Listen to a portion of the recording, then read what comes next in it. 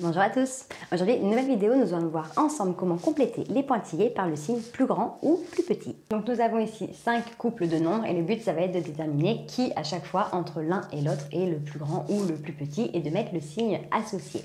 Donc ici je vais avoir 74 et 47. Donc le but ça va être de déterminer déjà mon nombre est composé de combien de chiffres. Et après, de déterminer si le nombre de chiffres est équivalent, de dire les dizaines, lequel est le plus grand, les unités, lequel est le plus grand, etc. Donc pour le premier, j'ai 2 chiffres et 2 chiffres. Donc concrètement, là, ça va se jouer sur soit les dizaines, soit les unités. Je vais comparer entre les dizaines dans un premier temps. Et là, je vais avoir 70, parce que j'ai 74, donc j'ai un 7, là j'ai un 4. Donc concrètement, même si les chiffres, donc là j'ai 7, 4 et 7, 4, donc concrètement ils y sont tous les deux. Donc je vais avoir 70 et 40, donc 70 est plus grand que 40, donc ici, le signe est dans ce sens. Là, en gros, si vous voulez, le nombre le plus grand est du côté le plus grand des deux. 0,23 et 320, donc concrètement, ce sont des nombres qui sont composés de 3 chiffres tous les deux. Donc on va regarder le premier chiffre qui va être le chiffre, cette fois-ci, s'il y en a 3, le chiffre des centaines. Donc là, j'ai 0.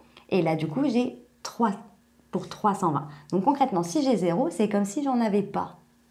Et si j'en ai pas, je passe d'un nombre à 2 chiffres à un nombre à 3 chiffres. Donc le nombre à 3 chiffres est automatiquement plus grand que celui à 2 chiffres. Ici, je vais avoir 9889 et 9798, deux nombres à 4 chiffres. Donc là, ça ne va pas être sur la quantité de chiffres de mon nombre. Et je vais regarder, dans un premier temps, le chiffre des milliers. Donc là, j'ai 9, là, j'ai 9, ça ne change rien. Donc là, concrètement, je vais passer au chiffre des centaines. Là, j'ai 7, là, j'ai 7.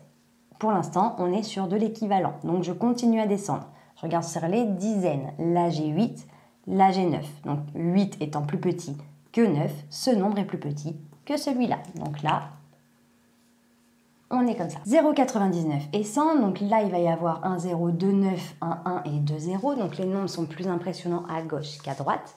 Il y a 3 chiffres et 3 chiffres, mais il se trouve que là, mon nombre commence par 0. Là, j'ai 0 et 1, donc 0 est plus petit que 1, donc ce nombre-là serait plus grand. Et si j'enlève le 0, concrètement, je me retrouve sur un nombre à 2 chiffres et un nombre à 3 chiffres. 99 est plus petit que 100. Et donc, à la fin, j'ai 97 365, 97 635, exactement les mêmes chiffres, et il va falloir pareil déterminer. Donc là, on commence sur les chiffres des 10 millièmes. Donc là, on arrive sur le premier.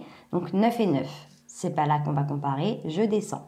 7 et 7, c'est pas là non plus. Je descends. 3 et 6, 6 est plus grand que 3, donc du coup, le signe sera dans ce sens-là. Donc voilà, j'espère que cette vidéo t'a plu, t'a permis de mieux comprendre comment remplir les pointillés par le signe plus grand ou plus petit. Si tu as la moindre question, n'hésite pas à me la noter en commentaire, ça me ferait un plaisir de t'y répondre. Pour nous rejoindre, ça peut être déjà fait sur YouTube, il te suffit d'activer la petite cloche et sur Internet et les différents réseaux sociaux.